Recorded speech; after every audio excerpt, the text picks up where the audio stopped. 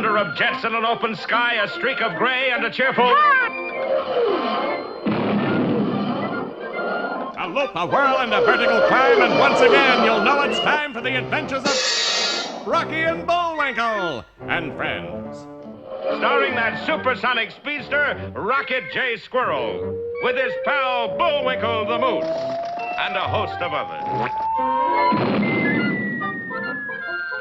Hurry, Bullwinkle! The show's about to start! I'm coming as fast as I can.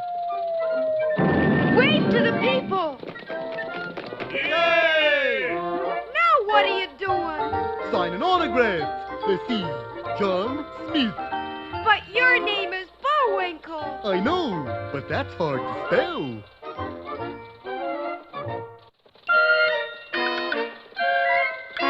We're gonna have a lot of fun. Come on and join us. Sure, there's always room for one more.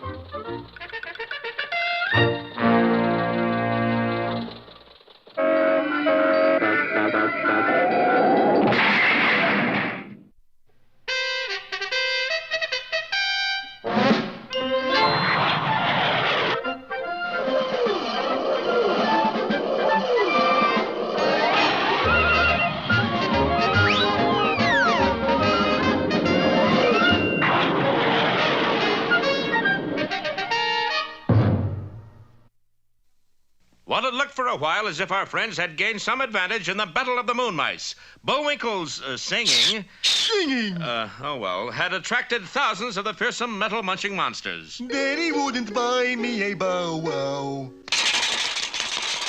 But he had immediate competition in the form of the leader of the Moon Mice, the Big Cheese, who seized a balalaika and sang some songs of his own. Rockabilly like oh, oh, oh. Pick it up, darling. They're coming this way. Here in the morning, here in the noon, here in the night time, moon. Oh, oh. Darling. Yes, Nitish. When you sing like that, why do you go ooh, ah, ah? Why else? I get sick. Well, here they come. You ready to sign autographs? You said it, Nitish. Okay, you lucky rats. Step right up and... Oh, boy. You don't want my autograph. Darling, I think they want you. Sure enough, the disguised Boris was hustled off by the furious moon mice, and a moment later found himself in a nearby duck pond up to his neck in trouble. And water. The angry moon mice might have finished our story right there if a strange sound hadn't come through the air. My sweetheart's the moose in the moon. I'm going to marry her soon. Keep it up, Bullwinkle. They're coming back. Good. 'Twould give me such bliss just to give her one kiss. But I know that 100 I never would miss. It's working. They're all back. I'll go up in a great big balloon. Is that a promise? And marry that moose in the moon. Why are they applauding now? You said moon. So? Up there, that's like saying Brooklyn. Oh, and behind some dark cloud where no one is allowed. Allowed what? It don't say. I'll make love to the moose in the moon. Sing some more, Bullwinkle. I don't know any more tunes, Rock. Hooray! Well, you better think of some fast. How come? I think the natives are getting restless. Sure enough, deprived of their singing star, the mice were beginning to turn ugly. And that's not much of a tune. Quick, sing something, Bullwinkle. 3 blind mice, 3 blind mice. Not that, Bullwinkle. Don't you remember the middle part? About cutting off their tails, you mean? Oh, now you've done it. Pick another song before we're munched. But, Rocky, I gotta rest my tonsils sometime. But that's such a fierce-looking mob. And they're closing in. Boy, we could sure use a smart manager along about now. Aha! Allow me to introduce myself, you. Who are you? My cat. Colonel Tomsk Parkoff, showbiz manager. Teenage Idol's a specialty. Audience is controlled. Well, what have we got to lose? Just my voice is all. Now look here, all you music-loving rats. You all want to hear your teenage idol sing, don't you? All right, well, we're gonna hold a great big old concert in what's the name of place? Colossus Stadium, Colonel Darling. In Colossus Stadium, Colonel Darling. And all you mice is going in free. How about Boys, you're out of your mind. They go in the easy way. They come out the hard way. So that's Burris's explosive plan. You'll see how it works out next time in The Spies of Life, or When a Fella Needs a Fiend.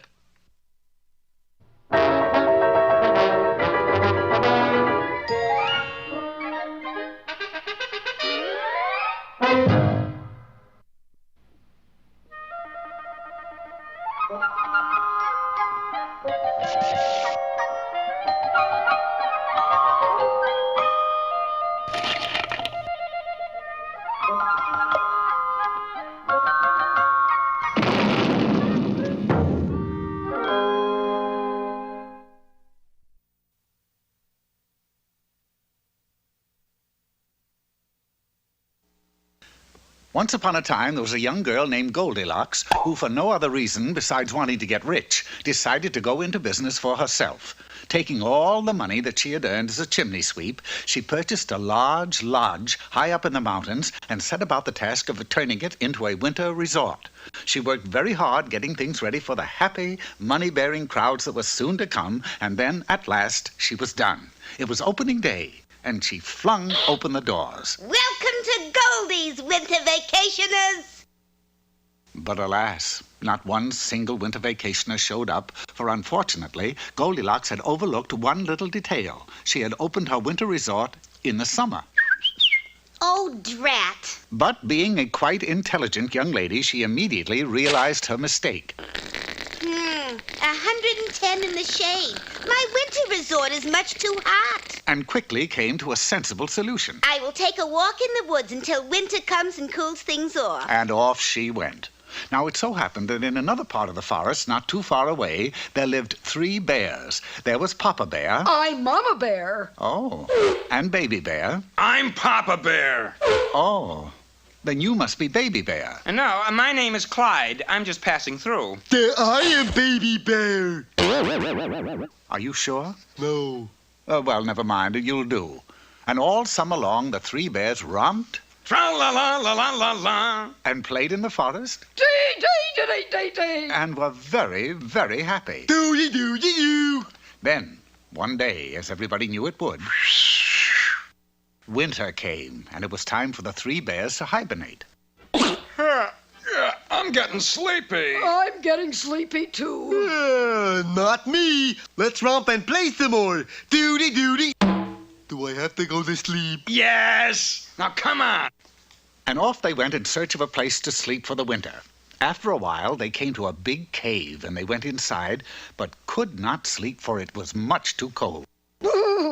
It's freezing in here. Yeah, it is sure free. How do I know when I'm cold, Papa? You turn blue. Let's get out of here.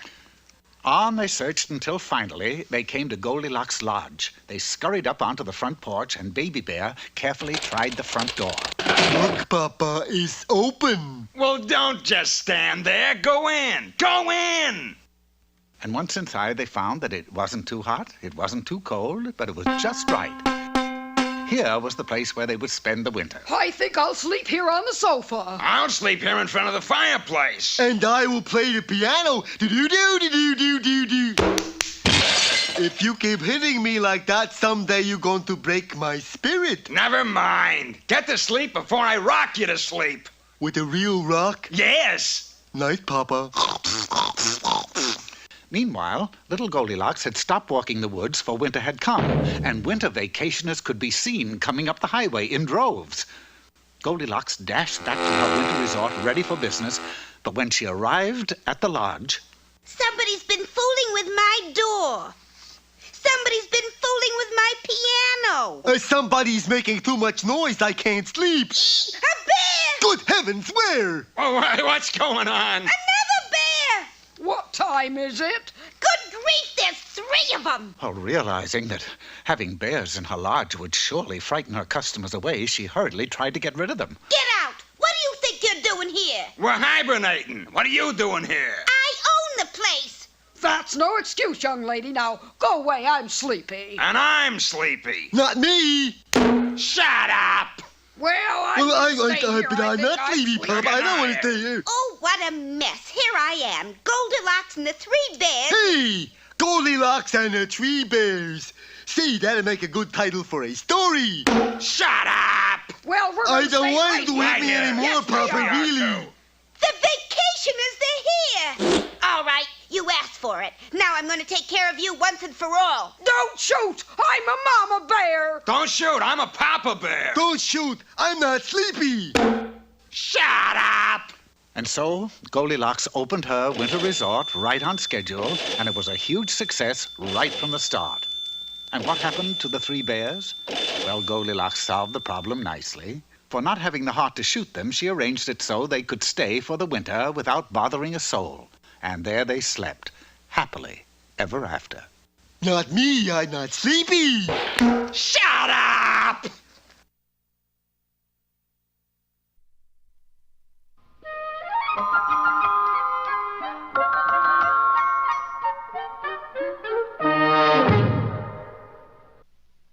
That's a pretty strange-looking painting, Bullwinkle. I just paint what I see. Well, what do you see? This is what I see.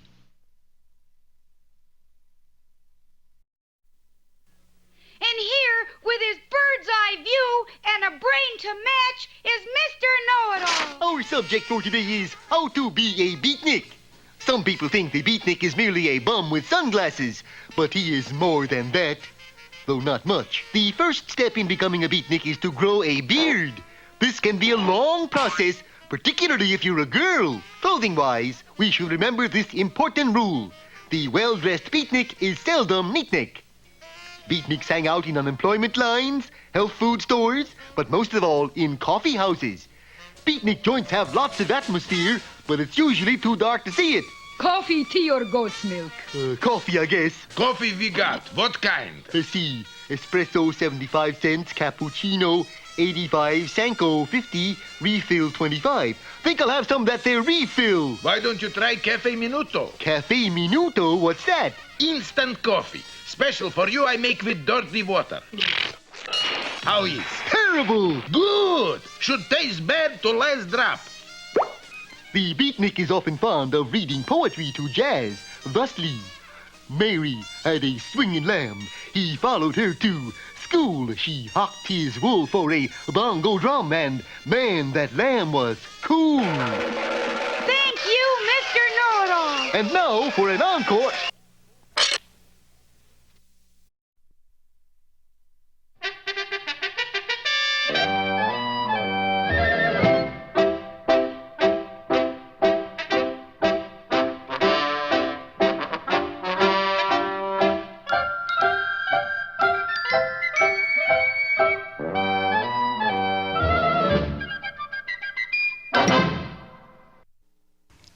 Peabody here. The reason for the parker's admittance is that Sherman and I are about to embark on a polar expedition. The Wayback Machine's all warmed up, Mr. Peabody. So are we, Sherman. Set the indicator for the year 1909. For today, we visit that famous explorer, Commander Perry.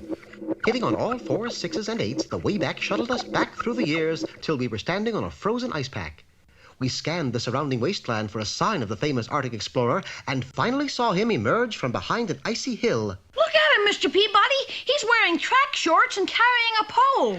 I beg your pardon, Commander, but aren't you freezing? Yes, but I can't let a little thing like that stop me. But how can you discover the North Pole dressed that way? Who said anything about discovering it? I want to vault it. A pole vaulter? The best in my school. Say hello to the coach for me. We've got to stop him, Mr. Peabody. On the contrary, Sherman, he can't vault the pole until he discovers it. Commander Perry made his way across the ice, and we followed. Along about noon, a blinding snowstorm came up, obliterating everything. However, Perry's footprints went on, and so did we. When the storm abated, I had a strong suspicion we had lost the commander. Fortunately, about an hour later, we picked up Perry's trail. Look at that, a whole bunch of footprints. There has been a struggle here, Sherman. I'm afraid the commander has been captured by Eskimos. My fears were substantiated when Sherman and I came across a village of igloos. One of them, with barred windows, contained the great explorer. Psst, psst, Commander Perry! Is that you, Coach? No, it's Peabody and Sherman. Can you get hold of something to cut your way through the ice blocks? The guard has a saw on him. I'll ask him. No, wait! Too late. Perry was on his way. Pardon me, guard. Can I borrow your saw? See, two friends of mine are trying to help me escape, you see, and... And that is how Sherman and I also fell into the hands of the Eskimos. Eskimo must kill 'em explorers. But why, Chief? Why do you hate us so? Last year, one of your kind sell 'em refrigerated to Eskimo. Eskimo no like 'em to be made fool of. You died tonight. That evening, just after sundown, we waited in the igloo jail. We've got to get out of this. I'm in the Olympics next year, you know. Did the chief really mean what he said, Mr. Peabody? I'm afraid so, Sherman, but never fear, I shall think of something. And of course I did. I remembered it was Friday, and Friday night in Eskimo land was movie night. The Eskimos sat through an entire reel of Nanook of the North, and then we went into action. Intermission time! Intermission! Get your hot buttered popcorn here. You got 'em popcorn? Why, yes, we cater all through the North, you know. Form a line there, please. The picture will go on in a few minutes. Now, sir, what would you like? Popcorn. Oh, I'm sorry. We seem to have run out of popcorn. No got 'em popcorn left? Afraid not. It's back with our supplies. However, if you'll let us go, we'll bring back a fresh supply. Can you make 'em back here before cartoon goes on? We'll certainly try.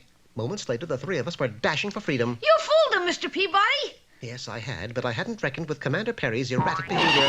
What happened to him? He was running right beside us, and then all of a sudden... It was against my better judgment, but if I knew Perry, he'd be back at the Eskimo village. And sure enough, in aisle 4, row 3, the commander was seated, completely enraptured by the second reel of Nanook of the North. Psst! Mr. Perry! Oh, hello there. Did you bring back the popcorn with you? Commander, you don't seem to realize your position. Oh, yes, I do. It's aisle 4, row 3. Well, Sherman, if the mountain won't come to Perry, then Perry shall go to the mountain. Or in this case, the North Pole. Well, you can imagine the Eskimo's surprise when suddenly the screen upon which the movie was showing started moving away. Am I pulling too fast? No, you're doing just fine, Sherman. As we pulled the screen over the ice, the Eskimos and Commander Perry moved with us.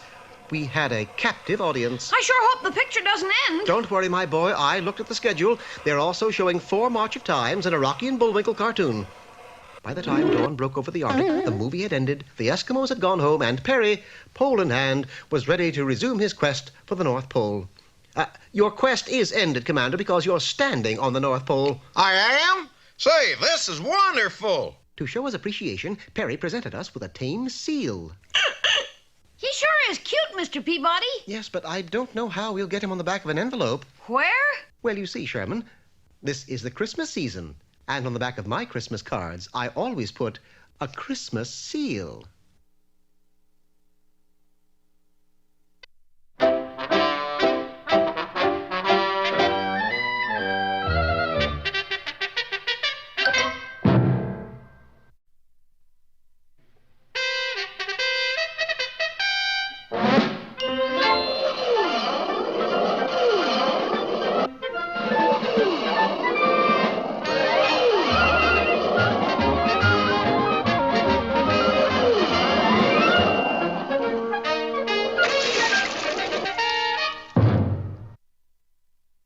Bullwinkle's new manager, Colonel Tomsk Parkoff, who is really Boris in disguise, is fixing things for Bullwinkle's first concert for Moon Mice at Colossus Stadium. And the first thing we fix is you. What's the matter? You got to have glamour, son. Glamour? Like this. And the Colonel dressed Bullwinkle in a sequin jacket with neon lapels, gave him a pair of snakeskin shoes with cerise laces, bleached his hair blonde, and combed it into a pompadour. And just before you go on, we spray your antlers with gold paint. I don't know about that. I wouldn't want to look conspicuous. A few minutes later, our boys arrived at the enormous saucer shape of Colossus Stadium. It was already jam-packed with moon mice. And now, Mr. Golden Throat, a present from your fans. What is it, Colonel Tomsk? Electric ukulele. Thanks a mill, Colonel Tomsk. Let me plug it in for you. It's the least I can do. Boris, darling, you flipped.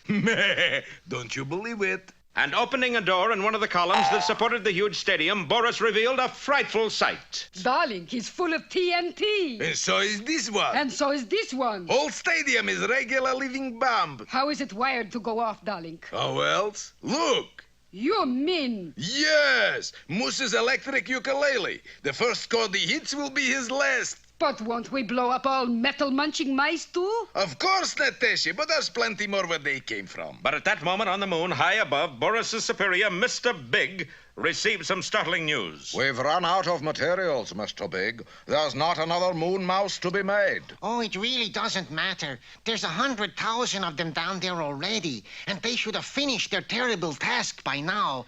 I think I'll go down and check up. And a few moments later, a strange-looking craft with Mr. Big inside was plunging toward the Earth. Unaware of the Zephyri's approach, Boris and Natasha watched with their fingers in their ears while a little distance away, Bullwinkle prepared to make his debut. But just before he entered the stadium... Did you tune your ukulele, Bullwinkle? Shucks, no. I'll do it right now. My dog has...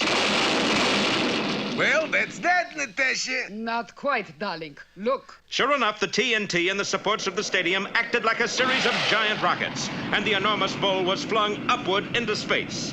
In just a few moments, it neared the spaceship occupied by Mr. Big. There was a sharp collision, and the saucer continued unharmed, clear to the moon. Mr. Big's ship wasn't so lucky. Bullwinkle, you did it! They're back on the moon. Oh, happy day! Oh, joy bells. Oh, phooey. And look who's here, darling. You know, Badinov, a funny thing happened to me on my way to the Earth this evening. Mr. Big. We regret that this scene is so horrifying that it may not be shown to a family audience. Well, Bullwinkle, the moon mouse caper is over. The country is saved. So how come you're so sad? Well, I never did get to sing my song. Well, go ahead. We'll listen, won't we, fellas? You bet, Rocky. Kidney, are you some kind of kook? Look, earplugs. Give my regards to Broadway. Remember me to Harold Square. Who's he? He's a friend of mine in New York. Tell all the gang at... And so the curtain falls on the saga of the monstrous mechanical metal-munching moon mice. Be with us next time for further adventures of Rocky, the Flying Squirrel.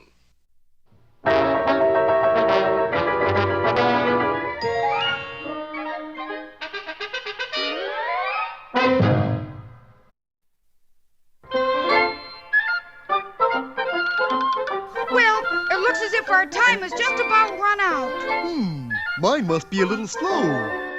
You got the credits, Bullwinkle? All on this itty-bitty card. Oop!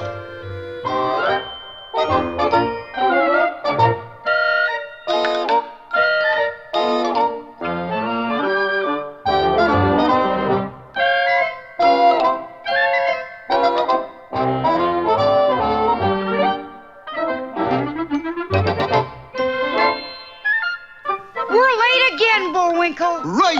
Bye now. See you next time.